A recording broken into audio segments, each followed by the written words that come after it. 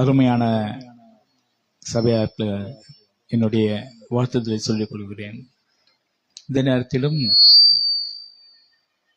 ஒரு துயரமான சம்பவத்தை பற்றி நாங்கள் கேள்விப்பட்டோம். அது குறித்து சிறிது நேரம் பேசிக் கொண்டிருந்தோம். உலகத்திலே மனுஷன் பிறப்பது, மனுஷன் வாழ்வது, மரித்து போவது, ஆண்டவருக்குள்ளே செல்வது, இது எல்லாருக்கும் நியமிக்கப்பட்ட ஒரு காரியம். இந்த நேரத்திலும் நான் செய்திக்கு கடந்து போவதற்கு முன்னால இன்றைய தினத்திலே நீங்கள் நாம் வாசித்த அந்த 63ஆம் சங்கீதத்தை குறித்து ஒரு மேன்மையான காரியத்தை குறித்து உங்களிடத்தில் ஒரு வார்த்தை பேச விரும்புகிறேன். இந்த சங்கீதத்தை பார்க்கும்போது தாவீது யூதாவின் வனாந்திரத்தில் இருக்கையில் பாடின சங்கீதம்.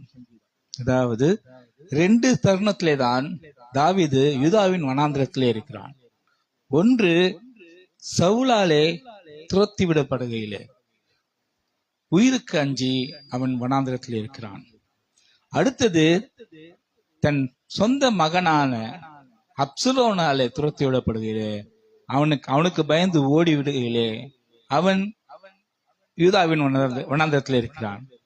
அந்த நேரத்திலே அவன் பாடுகிற பாட்டு இது: தேவனே, நீர் என்னுடைய தேவன், அதிகாலமே உம்மை தேடுகிறேன். வறண்டதும் விடாய்த்ததும் தண்ணீரற்றதுமான நிலத்திலே என் ஆத்துமா உண்மையில் தாகமா இருக்கிறது, என் மாம்சமானது உண்மை வாஞ்சிக்கிறது. இப்படி சொல்லிக்கொண்டே வருகிறவன் 3ஆம் வசனத்திலே ஜீவனை பார்க்கிலும் உமது கிருபை நல்லது என்கிறார். நம்ம சாதாரணமா ஒரு பிரேயர் பண்ணும்போது என்ன பண்ணுவோம்?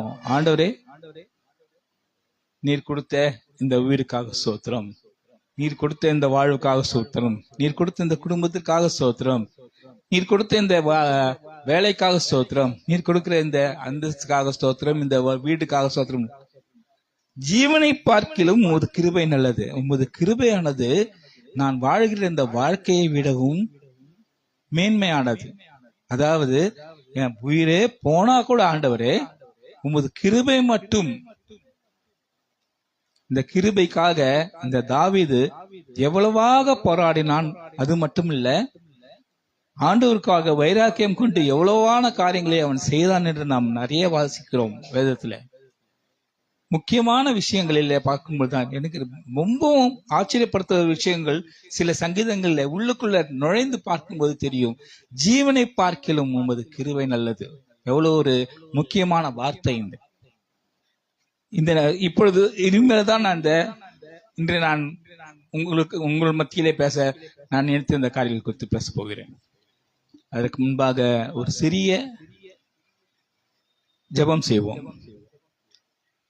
நாம் ஜெபிப்போம். எங்கள் நேசிக்கிற எங்கள் பிதாவே, இந்த ஞாயிற்றுக்கிழமை ஆண்டவராக இயேசு கிறிஸ்துவின் நாளிலே ஆண்டவரே, உம்முடைய ஆராதனையிலே கலந்து கொள்ளும்படி எங்களை இங்கே கொண்டு வந்திருக்காக ஸ்தோத்திரம் அப்பா.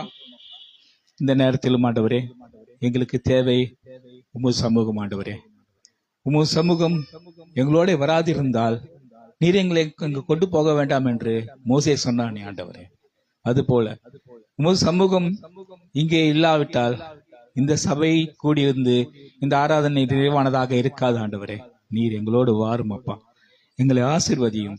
ஒவ்வொரு காரியம் நாங்கள் செய்யும் பொழுதும் ஆண்டவரே, நீர் எங்களோடு தயவாய் இருந்து எங்களை ஆசீர்வதித்து எங்கள் குற்றங்களை மன்னித்து எங்களை ஆண்டவரே சுத்தம் செய்யும். ஆண்டவரே, நான் பேச போகிற வார்த்தையை ஆண்டவரே, நான் தானிக்கிற என் இருதயத்தின் சிந்தனையும் ஆண்டவரே உமது சமூகத்திலே ஆண்டவரே பிரியமா இருக்கட்டும் அப்பா.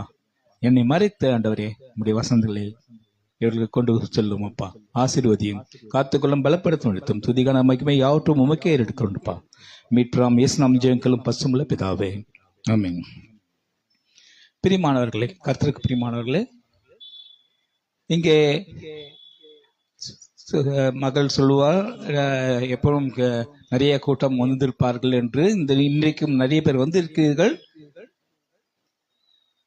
எனக்கு ஒரு முக்கியமான விஷயம் என்னன்னா, இதுல பெரியவர்கள் வந்திருக்கிறீர்கள், எல்லாரும் குழந்தைகளை பெற்றவர்கள், குழந்தைகளோடு இருக்கிறவர்கள், வாலிபர்கள் வந்திருக்கலாம். வரக்கூடிய காலங்களிலே நீங்களும் கல்யாணமாகி குழந்தைகளை பெற்று வளர்க்க போகிறவர்களா இருக்கிறீர்கள். எத்தனை பேருக்கு உங்க பிள்ளைங்க வந்து பெரிய டாக்டர் ஆகணும்னு ஆசை? கை தூக்குங்க தைரியமா. சரியா? கண்டிப்பா. நிறைய பேருக்கு வந்து என் பிள்ளைங்க வந்து என்ஜினியர், பெரிய என்ஜினியர் ஆகணும், பெரிய கலெக்டர் ஆகணும் அப்படிலாம் ஒரு ஆசை இருக்கு. நம்ம எத்தனை பேர், நான் கூட அது மாதிரி இல்லைங்க.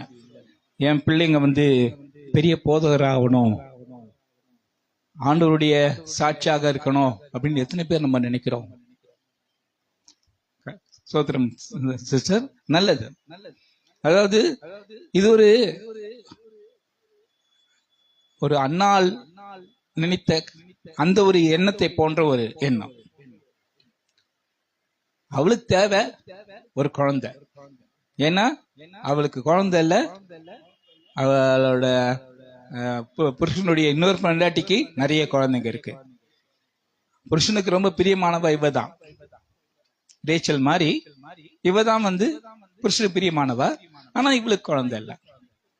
ஆனா அவ காலம் பூரா வந்து ஆண்டவர்ல வேண்டிட்டே இருந்தா, தேவாலயத்துல வந்து வேண்டா, முழங்கால் படிக்கிட்டு வேண்டா.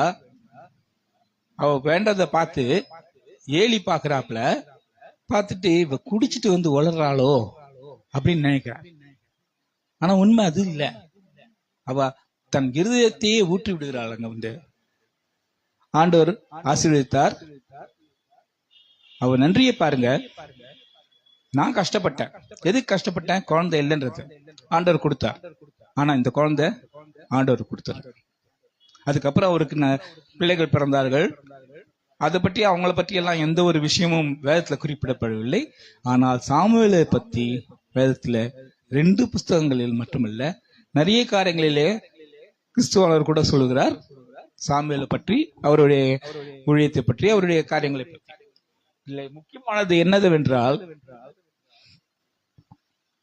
நாம் ஆண்டவருக்கு என்ன கேட்கிறோம், ஆண்டவரத்துல என்ன கேட்டு வாங்கிக் கொள்கிறோம்ன்றது முக்கியம் இல்லை. நாம எப்படி ஆண்டவருக்கு பிரியமாயிருக்கிறோம், ஆண்டவருக்கு முன்பாக நாம் எப்படி நடந்து கொள்கிறோம், இது மட்டுமல்ல பிரியமானவர்களே, நாம் நல்ல பெற்றோர்களா இருக்கிறோமா? இந்த பகுதியில நாம் இதை கொஞ்சம் விரிவாக பார்ப்போம். நான் கொஞ்சம் தான் கொண்டு வந்தேன், ஆனாலும் கொஞ்சம் விரிவாக பார்ப்போம். நம்ம வேதத்துல வாசிக்கும் போது எபிரேயர் புத்தகம் 14ஆம் அதிகாரத்துல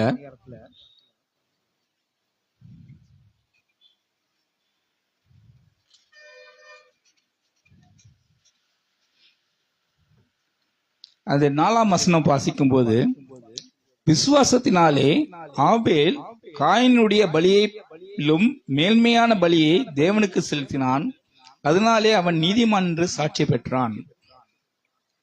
அந்த காலத்துல பலின்னு ஒண்ணு இல்ல. இவனுக்கு முன்னால அண்ணன் வந்து பயிரிட்டு அவனோட விளைபொருளை கொண்டாந்து பலி கொடுத்து ஆண்டவருக்கு முன்னால படைச்சிட்டான், கொடுத்துட்டான். அடுத்தது ஆபேல் வரான். ஆபேல் வரும்போது அவன் எப்படிப்பட்ட ஒரு பலியை கொண்டு வருகிறான் என்றால், வாசிப்போம்.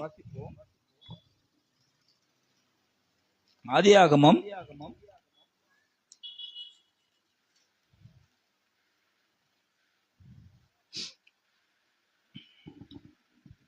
4ஆம் அதிகாரம் 4ஆம் வசனத்திலே, ஆபேலும் தன் மந்தையின் தலையீற்றுகளிலும் அவைகளில் கொழுமையானவைகளிலும் சிலவற்றை கொண்டு வந்தான். ஆங்கில பதிப்பில் சில பதிப்புகளை வாசிக்கும் பொழுது, அவன் சாய்ஸ் லேம்ப், அதாவது இருக்கிறதுலே ரொம்ப தெரிந்து கொள்ளப்பட்டவை. நம்ம என்ன பண்ணுவோம், வீட்டுல ஆடு மாடு வளர்க்கோம், கோழி வளர்க்குறோம், என்ன பண்ணுவோம், சின்ன பசங்க எல்லாம் என்ன பண்ணுவாங்க, ஒவ்வொரு கோழிக்கும் இது என்னோட கோழி, இது எந்த குஞ்சு என்னோட குஞ்சு, இது நான் வளர்க்குறேன் அப்படின்ட்டு, தனக்கென்று நமக்கென்று. அப்படி அவன் கண்களிலே அருமையானது எல்லாவற்றையும் கொண்டு வந்தான் என்று சில டிரான்ஸ்லேஷன்ல பாசுகிறேன். தலையீற்றுகள், முதல் பிள்ளைகள். ஒரு 300 ஆடு இருக்குன்னு வச்சுங்களேன், 150 300 ஆடுனால அட்லீஸ்ட் ஒரு 150 ஆட்டுக்குட்டியாவது இருக்கும் தலையீட்டுகளா. அந்த தலையீட்டுகள்ல வந்து ரொம்ப கொழுமையானது, கண்ணுக்கு நமக்கு பிடிச்சிருக்கணும், அப்படிப்பட்ட எல்லாவற்றையும் அவன் வந்து ஆண்டவருக்கு கொண்டு வந்தான் என்று ஒரு சில இதுல இருக்கு. ஆனா தமிழ் டிரான்ஸ்லேஷன்ல சிலவற்றை கொண்டு வந்தான் என்று இருக்கிறது. இருந்தாலும் அவன் தெரிந்து கொண்ட ஆடுகள் எவை என்றால் தலையீற்றுகள், அதுல கொழுமையானவைகள். அவனுக்கு எது எது பிடிச்சது, அதுல பழுது இல்லாததா பார்த்து எது எது அவனுக்கு பிடிச்சிருக்கோ அது எல்லாத்தையும் கொண்டு வந்தான். சரிங்க, நான் இது இந்த செய்தி அது குறித்து அல்ல, இருந்தாலும் ஒரு நீதிமானை பற்றி கூறும்பொழுது அவனுக்குன்னு ஒரு லட்சணம் இருக்கு. ஒரு நீதிமான்னாக்கா இது இருக்கணும் அப்படின்னு சொல்லிட்டு, அதுல ஒவ்வொரு நீதிமானும் ஒரே மாதிரி எல்லாம் செய்யல. இந்த லிஸ்ட்ல பாத்தீங்கன்னா எபிரேயர் 11ஆம் அதிகாரத்துல ஒவ்வொரு நீதிமானும் ஒவ்வொரு விதத்துல ஆண்டவரோட சேர்ந்திருந்தாரு. 65 வயது வரலும் 65ல முதல் குழந்தை பிறக்குது, மெத்துசலா பிறக்கிறான் ஏனோக்குக்கு. அதுக்கப்புறம் 300 வருஷம் வாழறான், 365 வருஷம் தான் அவன் வாழறான்.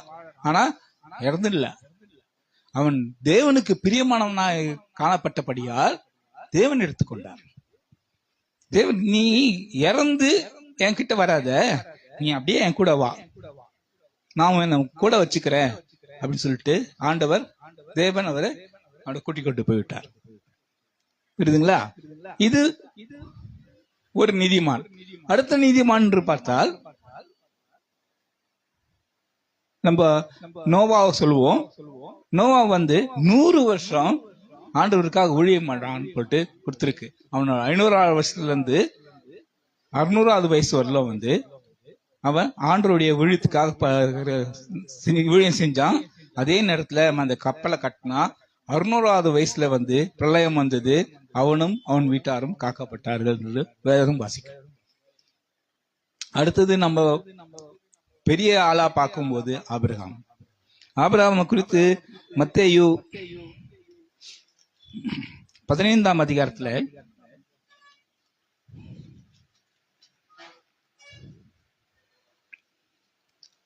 அதன் 6ஆம் வசனத்துல கொடுத்திருக்குது. அவன் கர்த்தரை விசுவாசித்தான், அதை அவர் அவனுக்கு நீதியாக எண்ணினார். அவன் கர்த்தருக்காக கீழ்ப்படிந்தான். கர்த்தர் சொன்னார், நீ உங்க அப்பா அம்மா விட்டு கிளம்பி கானான் தேசத்துக்கு போ என்றார். உடனே அவன் குடும்பத்தை கூட்டிட்டு, அவனும் அவன் மனைவியும் அண்ணன் பையனையும் கூட்டிட்டு அவன் கிளம்பி கானான் தேசத்துக்கு போனான். இது வேதம் சொல்லுகிறது. அவன் கீழ்ப்படிந்தான். எதனால கீழ்ப்படிந்தான்? அவன் விசுவாசித்தான். சோ நாம் நம்முடைய விசுவாசம் ரொம்ப ரொம்ப ரொம்ப முக்கியம். நாம் ஒரு நல்ல ஆண்டவருக்கு பிரியமான இருக்கிறதுக்கு விசுவாசம் முக்கியம். இதுக்கு முன்னால பார்த்த ஏனோக்கு வந்து அவன் பிரியமா இருந்தான். அவன் ஆண்டவரோடுக்கு கூடவே தியானம் பண்ணி கொண்டிருந்தான், அவரோடவே இருந்தான். அது அவனுக்கு நீதி. ஆபிரகாமை பொறுத்தவரையிலும் அவன் இருந்து வந்த பின்னணி பார்த்தீங்கன்னாக்கா அது ஒரு விக்கிரக ஆராதனை கும்பல். அந்த பொம்மைகளை செஞ்சு விக்கிற தொழில் பண்ணிட்டு இருந்தவங்க.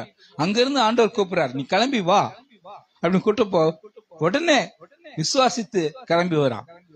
இதுல இருந்து ஒரு நல்ல வாழ்க்கை ஆண்டவர் நமக்கு கொடுப்பார் என்ற நம்பிக்கையோட வெளில வந்தான். அது அவனுக்கு ஆண்டவர் அதை நீதியாக எண்ணினார். இப்படி நாம் ஒவ்வொரு விசுவாசி பற்றி குறித்து சொல்லும் போதும் ஒவ்வொருவரும் ஒவ்வொரு விதத்துல தங்கள் விசுவாசத்தை ஆண்டவருக்கு முன்பாக காண்பித்தார்கள்.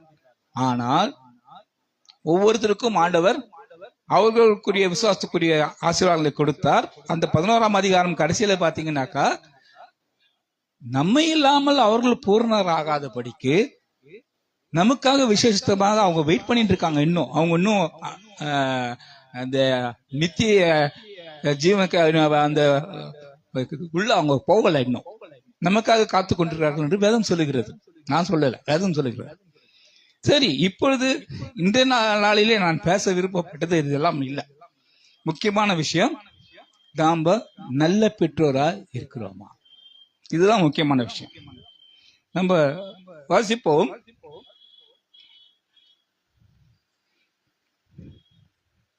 யோசுவா அதன் 24ஆம் அதிகாரம், நமக்கு எல்லாம் தெரிஞ்ச வசனம் இது. அதன் 15ஆம் வசனம், நானும் என் வீட்டாருமோ வென்றால் கர்த்தரையே சேவிப்போம். அந்த வசனத்துல கொஞ்சம் முன்னால கொஞ்சம் வாசிங்க பிரதர்.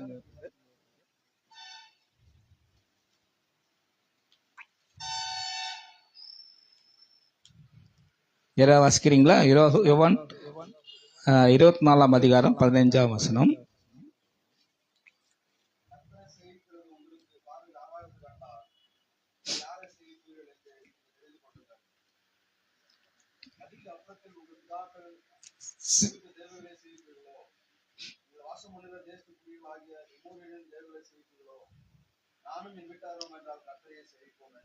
இங்க எல்லா ஆப்ஷனும் கொடுத்துருக்காரு யோசுவா.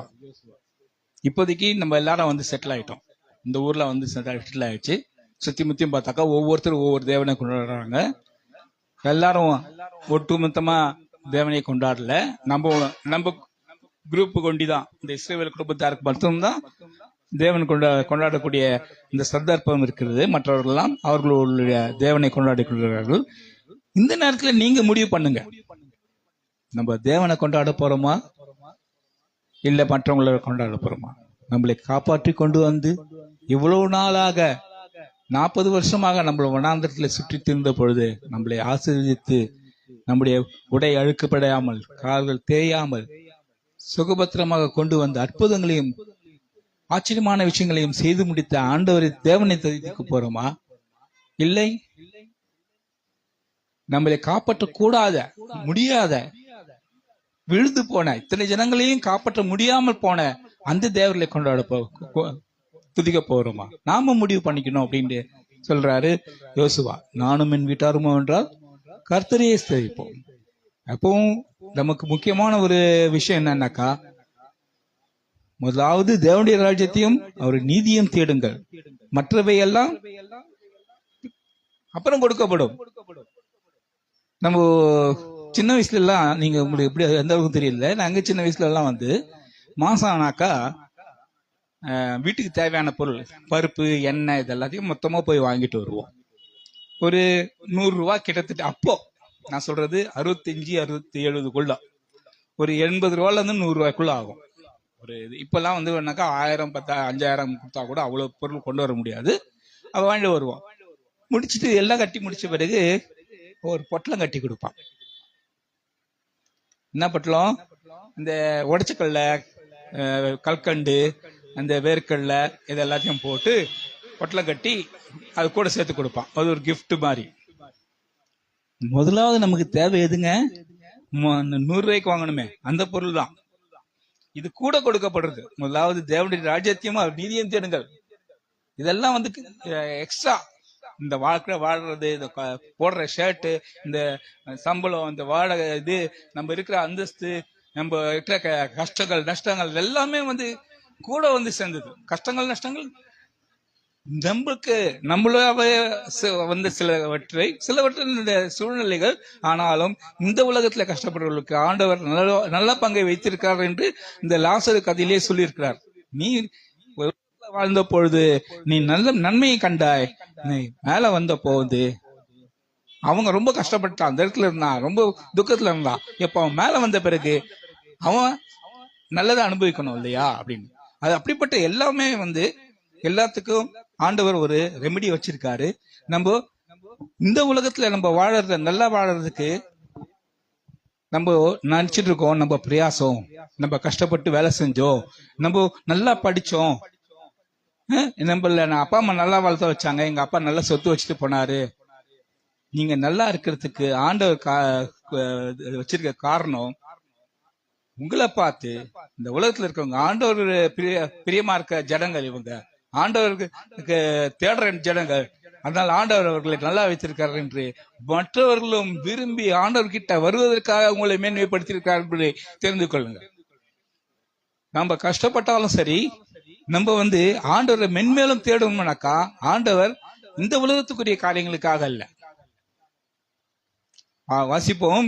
1 கொரிந்தியர் 15ஆம் அதிகாரம் அதன் 19ஆம் வசனத்துல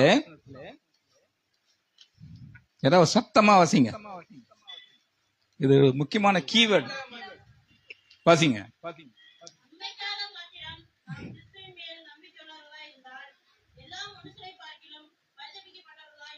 இம்மைக்காக மாத்திரம், இந்த வாழ போற இந்த 60-70 வருஷத்துக்காக மாத்திரம் கிறிஸ்து மேல நம்ம நம்பிக்கையா இருக்கிறதா மற்றவங்க எல்லாரை விடவும் நம்ம பார்த்தாக்கா நம்ம பரிதபிக்கப்படத்தக்கவர்கள்.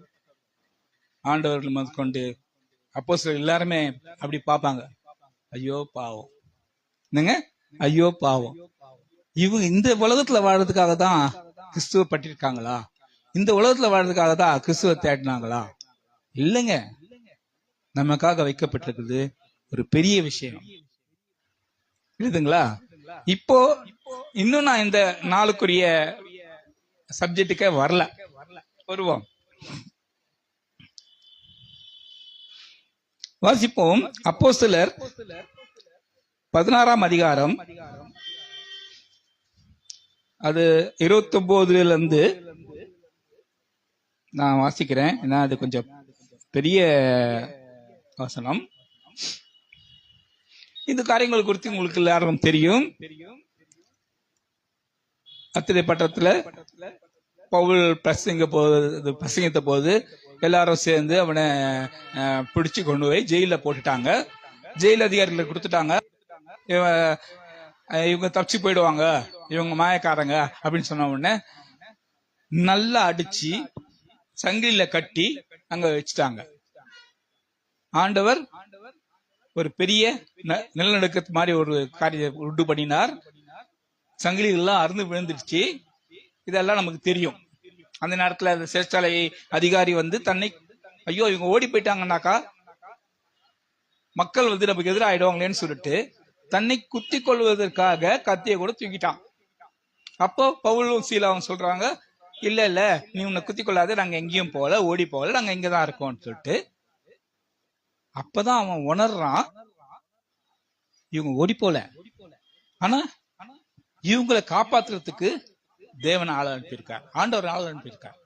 ஆண்டவர் காரியங்களை செய்தார். அவன் என்ன பண்றான், உடனே ஒரு 180 டிகிரி அடி ஃபுல்லா அபவுட் டன் அடிக்கிறான். என்ன அடிக்கிறான்? அப்பொழுது அவன் தீபங்களோடு கொண்டு வர சொல்லி உள்ளே ஓடி வந்து நடுங்கி பவுலுக்கும் சீலாவுக்கும் முன்பாக விழுந்து அவர்களை வெளியே அழைத்து வந்து, ஆண்டவமாரே ரட்சிக்கப்படுவதற்கு நான் என்ன செய்ய வேண்டும்? ஐயா நாங்க உங்களுக்கு என்ன பண்ணணும்? நிறைய அடிச்சுட்டேன் ஐயா, உங்களுக்கு சாப்பாடு கொண்டு வரேன், உங்களுக்கு டீ கொடுக்குறேன், நீங்க உட்காருங்க, கொஞ்சம் ரெஸ்ட் எடுங்க. எதுவும் பண்ணல, நான் ரட்சிக்கப்படுறதுக்கு நான் என்ன பண்ணணும்? அது வரலாம் அந்நிய தேவர்களை கொண்டாடிட்டு இருந்தவன், அது வரலாம் வந்து அந்த உலகத்துக்குரிய காரியங்கள், அந்த நாட்டுக்குரிய காரியங்களை செய்து கொண்டிருந்தவன் 180 டிகிரி திரும்பி நான் ரட்சிக்கப்படுறதுக்கு நான் என்ன செய்யணும்? அப்போ இவங்க சொல்றாங்க, அதற்கு அவர்கள் கர்த்தராகிய இயேசு கிறிஸ்துவை விசுவாசி, அப்பொழுது நீயும் உன் வீட்டாரும் ரட்சிக்கப்படுவீர்கள் என்று சொல்லி அவனுக்கும் அவன் வீட்டில் இருந்த யாவருக்கும் கர்த்தருடைய வசனத்தை போதித்தார்கள். அங்க இருக்கவங்க எல்லாருக்கும் இவங்க போதிக்கிறாங்க. அதாவது அப்படின்னா என்ன அர்த்தம்னாக்கா, அவன் இவங்க வந்திருக்காங்களே, இவங்க சொல்றாங்களே, இவங்க சொல்லுகிற ஆண்டவராகிய இயேசு கிறிஸ்துவை விசுவாசித்தால் அப்படிப்பட்ட ஒரு காரியத்தை நான் மட்டும் இல்ல, நான் எனக்கு தெரியுது இதுன்னு, ஆனா என் குடும்பத்துக்கு தெரியுமோ தெரியாது, எல்லாரையும் கூட்டிட்டு வாங்க, எல்லாரையும் உட்காரவை, எல்லாருக்கும் ஆண்டவராகிய இயேசு கிறிஸ்துவை பத்தி பிரசங்கிக்கிறாங்க, எல்லாருக்கும் ஞானஸ்நானம் கொடுக்கறாங்க. அப்போ அந்த நேரத்துல அவனுக்கு என்ன செய்யணும்னு தெரியுது, ரட்சிக்கப்படுறதுக்கு நான் என்ன செய்யணும்னு கேட்கறான். ஆனா தனக்கு மாத்திரம் இல்ல, குடும்பத்தை எல்லாருக்காகவும் அவன் கேட்கறான். அதே போல நம்ம அப்போஸ்தலர் 10ஆம் அதிகாரம் 2ஆம் வசனம் வாசிங்க.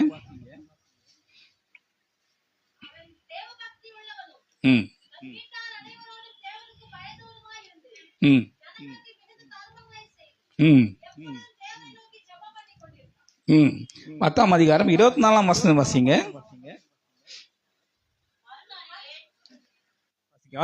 வாசிங்க.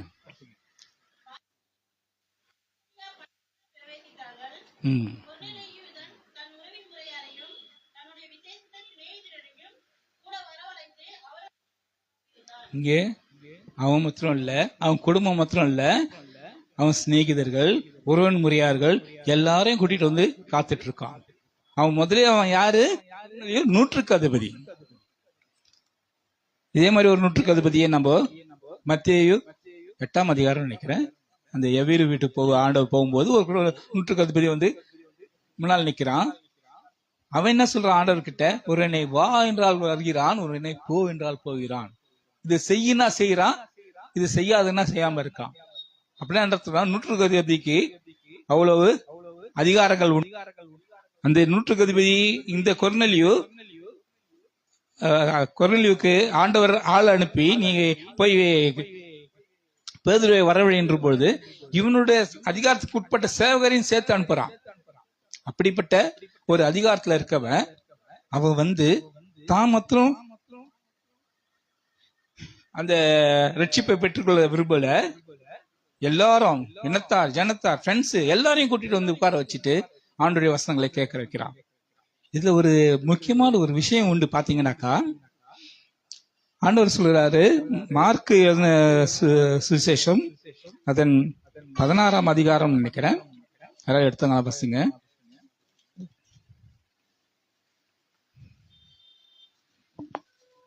நேரம் எடுத்துக்கிறேன்னு நினைக்கிறேன்.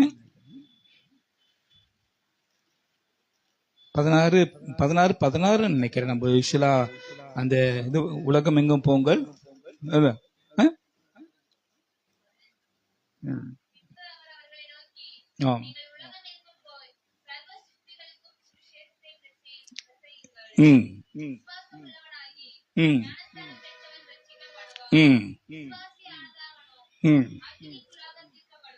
இது 2 பகுதி கொடுத்திருக்கு. விசுவாசிக்கிறவன், ஞானஸ்நானம் பெற்றவன் ரட்சிக்கப்படுவான், விசுவாசியாதவன் ஆக்கணிக்குள்ளாக தீர்க்கப்படுவான். இங்க நம்ம 10ஆம் அதிகாரம், அப்போஸ்தலர் 10ஆம் அதிகாரத்துல வந்து வாசிப்போம். கொர்நேலியு ஆண்டவரை விசுவாசித்து ஆள் அனுப்பி பேதுருவை வரவழைத்து எல்லாரும் உட்கார்ந்து விசுவாச கேட்டுக்கொண்டிருக்கிறார்கள். அந்த நேரத்துல பேதுரு எழுந்து பிரசங்கிக்கிறாரு. பிரசங்கிக்கும் போது என்ன சொல்லணும்? இதேதான் சொல்லணும். எது? அந்த சுவிசேஷத்தை தான் சொல்லணும். ஆண்டவர் இயேசு கிறிஸ்து இந்த உலகத்துல வந்து பிறந்தார். 30 வயசுல வந்து அவரு ஊழியம் பண்ண ஆரம்பிச்சாரு. 33வது வருஷத்துல அவரை வந்து சிலுவையில் அறைந்து கொன்றார்கள். 3ஆம் நாள் உயிர்த்தெழுந்து பரலோகத்துக்கு எடுத்துக் கொள்ளப்பட்டார். இதை வந்து அவர் சொல்லும் பொழுது உலகமெங்கும் போங்கள், எங்களுக்கு அதிகாரம் கொடுத்தார், போய் சுவிசேஷத்தை செய்யுங்கள், விசுவாசம் உள்ளவனாகி ஞானஸ்தானம் பெற்றவன் ரட்சிக்கப்படுவான். ஆச்சுங்களா? விசுவாசியாதவனோ என்று ஆரம்பிக்கிறதுக்கு முன்னால சொல்லிட்டு இருக்கும் பொழுது என்ன ஆகுது பாருங்க.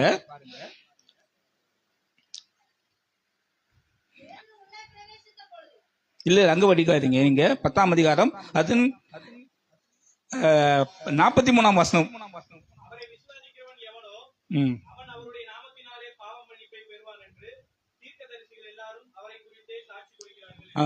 சரிங்களா? இதுக்கு அடுத்தது என்ன சொல்லணும்? விசுவாசியாதவனோ ஆக்கணிக்குள்ளாக தீர்க்கப்படுறாங்க. அங்க வந்திருக்கவங்க எல்லாம் நிறைய பேர் அன்னைக்குதான் வந்திருப்பாங்க, அப்பதான் கேக்குறாங்க. அப்போ அடுத்த வசனம் கேட்டாக்கா பயந்து போயிட போறாங்கன்னு சொல்லிட்டு என்ன பண்ணிட்டாரு ஆண்டவர்? அடுத்த வசனம் வாசிங்க. இந்த வார்த்தைகளை பேதுரு பேசிக் கொண்டிருக்கையில் வசனத்தை கடலில் யாரும் மேலும் பஸ்தாவி வேண்டும் என்று.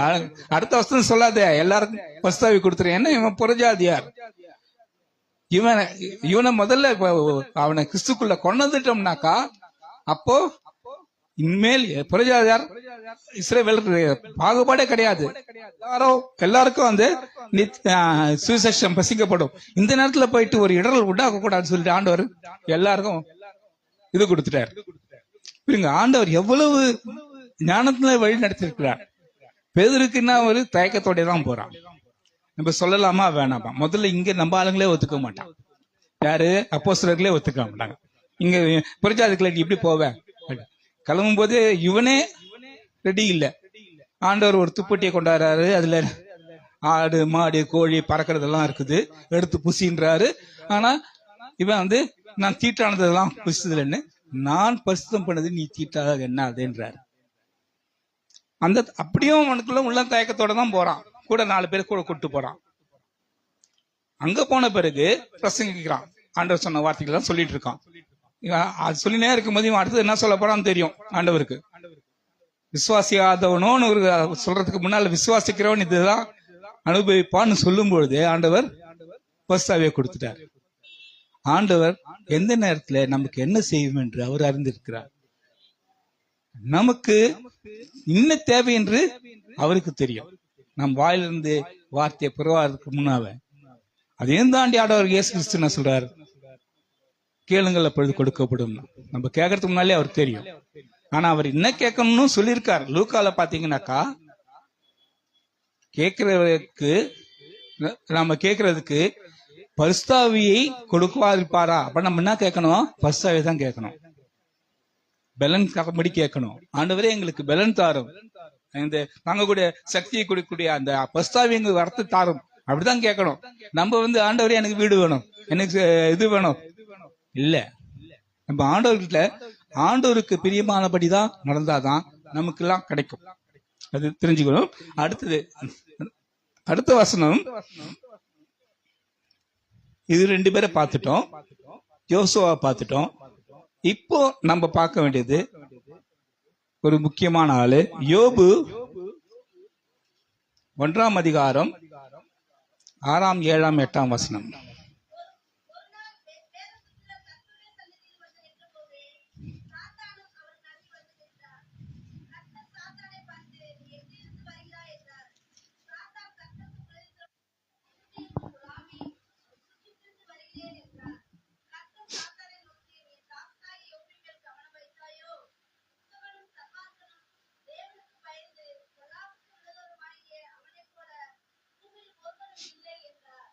இங்க புரியுதுங்களா?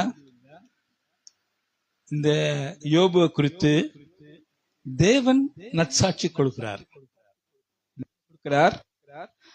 உத்தமனும் சன்மார்க்கனும் தேவனுக்கு பொல்லாப்புக்குள்ளமான அவனை போல பூமியில ஒருத்தனும் கிடையாது அப்படின்னு தேவன் சொல்றாரு யோபுவை குறித்து. அது எவ்வளவு பெரிய ஒரு ஆசீர்வாதமான ஒரு காரியம். அதுக்காக எவ்வளவு பிரயாசப்பட்டிருப்பான், தன் சொத்துல எவ்வளவு விஷயங்களை அவன் ஒதுக்கி இருப்பான், தன் நேரத்துல எவ்வளவு நேரம் அவன் அதற்காக செலவழித்திருப்பான். யோசிக்கும் பொழுது நம்ம அறிவுக்கு எட்டாததா இருக்குது. ஏன்னா அநேகர் பெரிய பெரிய பாஸ்டர்கள், பெரிய பெரிய காரியங்கள் செய்கிறவர்கள், ஈவன் அந்த காலத்துல வாழ்ந்தவர்கள் நிறைய பேரை குறித்து இப்படிப்பட்ட ஒரு சாட்சியை நாம் வேதத்துல கூட பார்க்கல, வெளியில ஜனங்கள் சொல்றதுல நம்ம கேட்கல. யாராவது ஒருத்தர் பெரிய பாஸ்டர் தான், அவரை பத்தி தெரியணுமே, அவருக்கு இந்த பழக்கம் உண்டு, இந்த பழக்கம் உண்டு, அவருக்கு என்ன இருக்கு, மனுஷன் சொல்றது. தேவன் பார்க்கும்போது அவர் நன்மையான காரியங்களை சொல்வதற்கு தயாராக இருக்கிறார். பைபிள் உருவான பிறகு அப்படி ஒரு காரியங்கள் நமக்கு பைபிள்ல இல்ல, வேதத்துல இல்லைனாலும் அவருடைய ஜீவ புஸ்தகத்துல அதெல்லாம் எழுதியிருக்கும். நம்ம பார்க்காத பத்தி நான் சொல்லல, நான் யோபு குறித்து நம்ம வேதத்துல கொடுத்திருக்கு. என்னன்னு, சன்மார்க்கன், உத்தமன், உலகத்துல அப்படிப்பட்ட அவனை போல ஒருத்தன் இல்லவே இல்லைன்னு சொல்லிட்டேன். ஆனா இப்படிப்பட்ட யோபு என்ன செய்கிறான் பாருங்க. அந்த யோபு 1ஆம் அதிகாரம் 3ஆம் 4ஆம் 5ஆம் வசனத்துல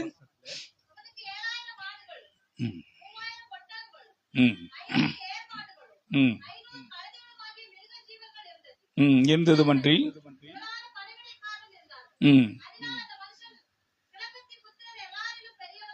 இதையும் தாண்டி அவன் வந்து உத்தமனா இருக்கான், சன்மார்க்கனா இருக்கான், அவனை போல ஒருத்தன் இல்ல. பாசிங்க.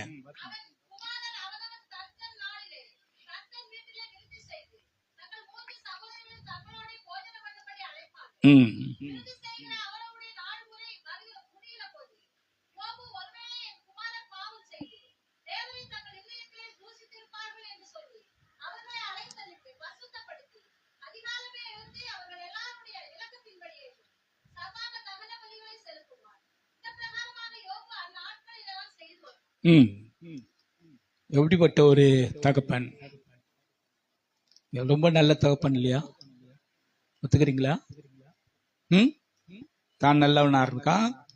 அது மட்டும் இல்லாம சப்போஸ் தப்பி தவறி என் பிள்ளைங்க தப்பு பண்ணிருப்பாங்களோ, அதுக்கு நம்ம பலி செலுத்திடுவோம். சரிங்களா? சொல்லுங்க. அப்பா அம்மார்கள் இருக்கீங்களா? சொல்லுங்க. நல்ல தகப்பனா? சொல்லுங்க. இல்லங்க, நல்ல தகப்பன் கிடையாது. நல்ல தகப்பன் என்ன பண்ணிருக்கணும்? வாசிப்போம். ஆதியாகமம் 18ஆம் அதிகாரம்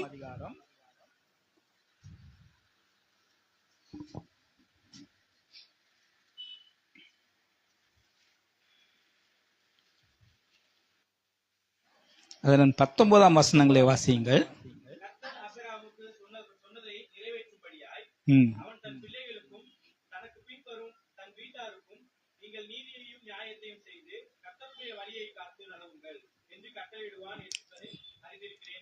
என்ன சொல்றாரு? தனக்கு பின்வரும் தன் வீட்டாருக்கும் நீங்கள் நீதியையும் நியாயத்தையும் செய்து கர்த்தருடைய வழியை காத்து நடவுங்கள் என்று சொல்லுவான். அப்படியா கொடுத்திருக்கு?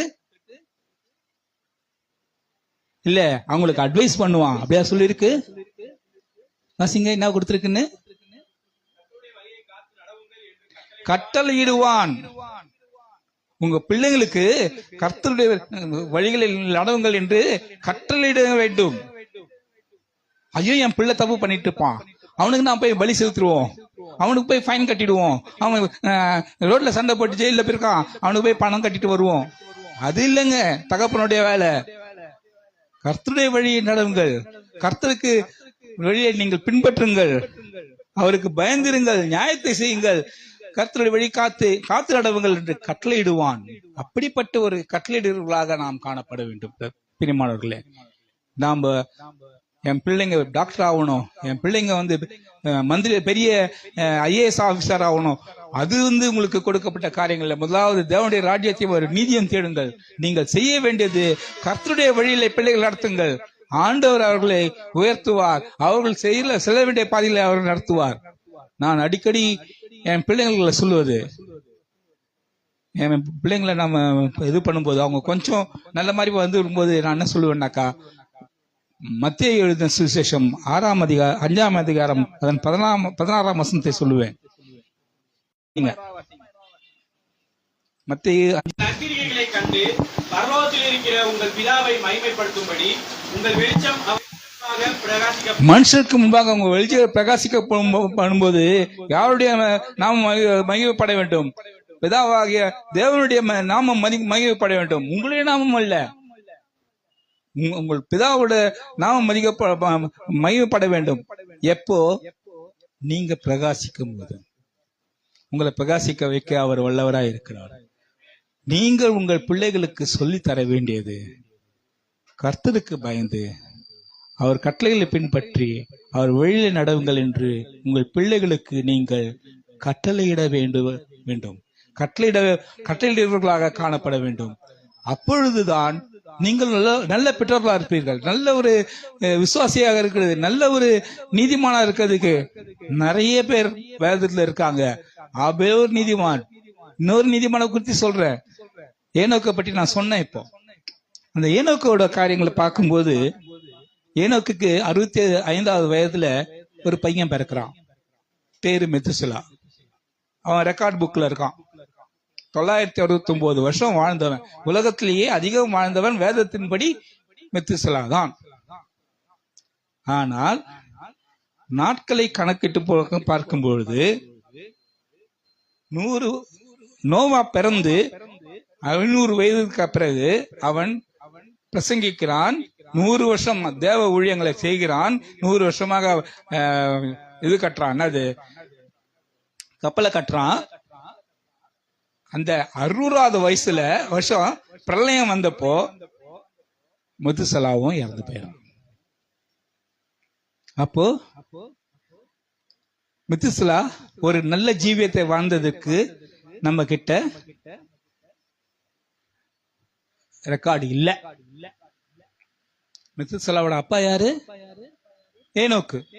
தேவனோடு செஞ்சித்து கொண்டிருந்தவன், தேவனுக்கு பிரியமானவன், லிஸ்ட் ஆஃப் இந்த ரைச்சஸ் பீப்புள், அந்த உத்தம மார்க்கர்கள், நீதிமான்கள் பட்டியலில் இரண்டாவதாக இருக்கிற ஆள்.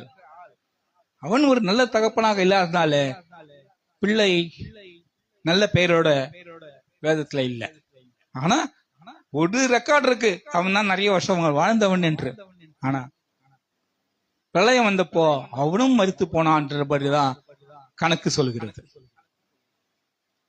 ஒருவேளை அவன் இறந்த பிறகுதான் பிரளயம் வரணும் நாடு இருந்தாக்கா அவன் 100 வருஷத்துக்கு முன்ன அவன் ஊழியம் பண்ணானே. சரிங்களா? பேதுருல பார்க்கும்போது இயேசு கிறிஸ்து மருத்துவர் உயிர் தெழுந்த பிறகு பாதாளத்துக்கு போய் அங்க கீழ்ப்படியாதவர்கள், பிரளயம் வந்தப்ப கீழ்ப்படியாதவர்களுக்காக போதித்தார் என்று வேதத்துல ஒரு வசனங்கள் இருக்கு. எடுத்துட்டு வரல, அதை படிச்சீங்களா தெரியும். சோ அவர்களில் மெத்துசலாவும் ஒருவனாக இருந்திருக்க கூடும். ஏன்னா அவன் அந்த வருஷம் அவன் இறந்துட்டான், பிரளயத்துல அவனும் மாண்டு இருக்கலாம். எதுக்கு நான் அதை சொல்ல வரேன்னாக்கா, ஏனோக்கோ போல ஒரு நல்ல நீதிமானாக ஆண்டவருக்கு பிரியமானவனாக இருக்க வேண்டியது அவசியம். ஆனால் இந்த நாளுக்குள்ள அவசியம் என்னவென்றால் ஒரு நல்ல பெற்றோராக இருக்க வேண்டிய அவசியம் இருக்கிறது. அப்படிப்பட்ட ஒரு வாழ்க்கையில நம் பிள்ளைகள் நாம் கொண்டு வந்தோம்னாக்கா, இந்த உலகத்துல பிள்ளைகள் ஆக்சுவலா நான் பிள்ளைங்களை வேற மாதிரி படிக்கணும்ன்ற நினைச்சிருந்தேன். நான் மாலினி டாக்டராக படிக்கணும்னு நான் முதல்ல யோசனை பண்ணல.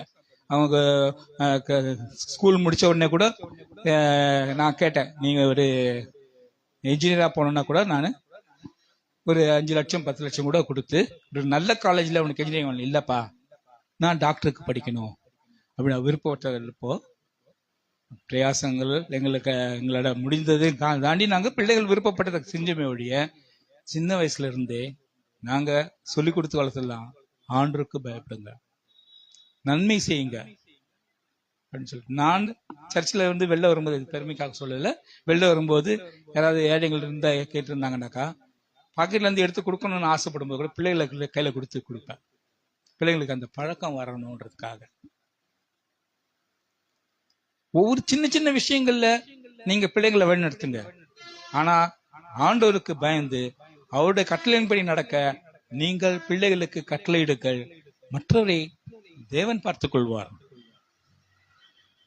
நல்லா புரிஞ்சிருப்பீங்கன்னு நினைக்கிறேன்.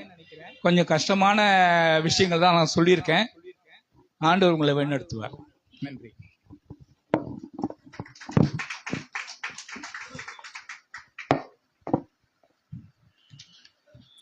நல்ல ஒரு அருமையான செய்தியை அருமையான ஐயாவில் கொடுத்தாங்க.